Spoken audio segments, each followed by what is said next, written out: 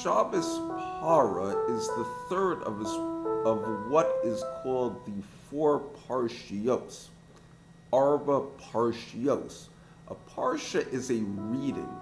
Para means cow and refers to the purification ritual of the red heifer. Long ago, when the temple stood in Jerusalem, one could only bring the Passover sacrifice in a state of ritual purity, ensuring that the animal was properly slaughtered with as little pain as possible. It could only be done in the temple under the supervision of the priests.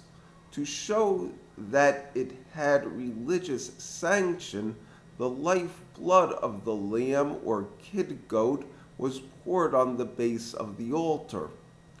All of this could only be done in the state of ritual purity or tahara. Those who were defiled, tameh, were required to undergo purification. With some exceptions, tuma is generally regarded as a pejorative, meaning that the person has been in contact with something disgusting. For example, touching a dead mouse or masturbation would render a person as unclean, even though they may not be physically dirty at all. To restore spiritual purity, immersion in a ritual bath was required. A more serious form of defilement was leprosy. This came from things like a dirty mouth or doing bad things. It showed up as a particular type of sore.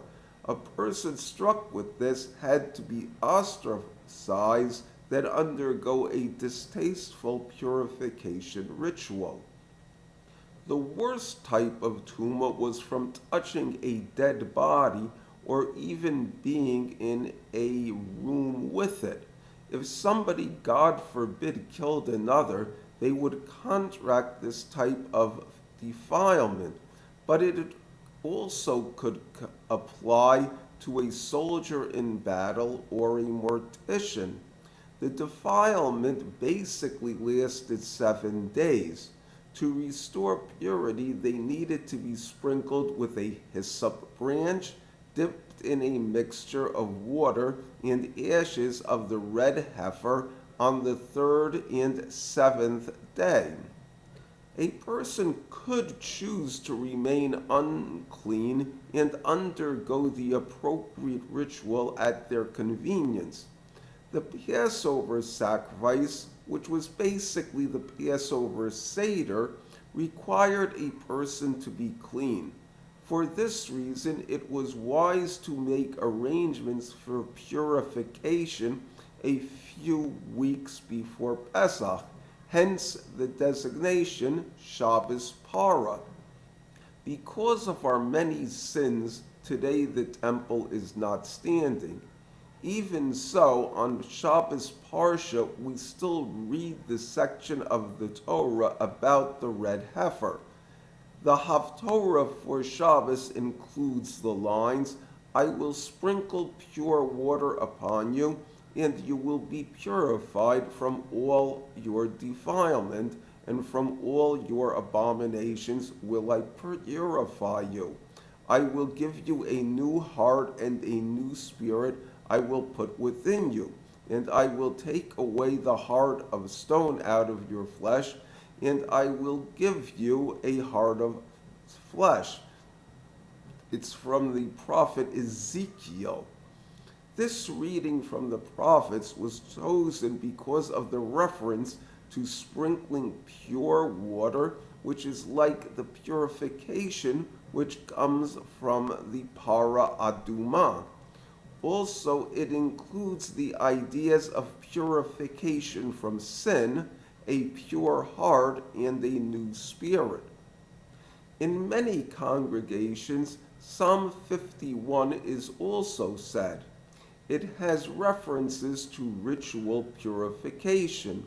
Quote, "Wash me thoroughly of my iniquity, and from my sin purify me. Purify me with a hyssop, and I will become pure. Wash me, and I will become whiter than snow." This is a continuation of the idea of physical cleanliness being an allegory or a sign of inner purity. Similarly, like the Haftorah, it asks for a pure heart and a proper spirit. The general theme of this psalm, though, is the plea of King David that he be forgiven for his sins with Bathsheba.